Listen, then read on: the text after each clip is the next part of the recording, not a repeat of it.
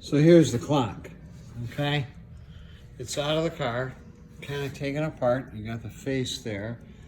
And if I get in real close, you can see now it's wired up for the electric winder, but if I get real close, you can see the gears in there taken away.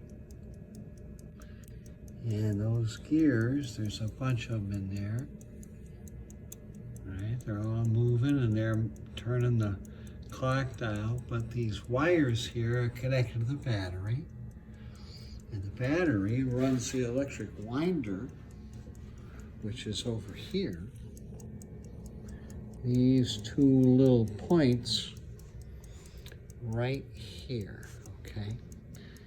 And what happens is, now they're getting closer together, but when they get so close that they touch, then they thwack back, and the electromagnet winds the clock, and it does it once about every 3 minutes.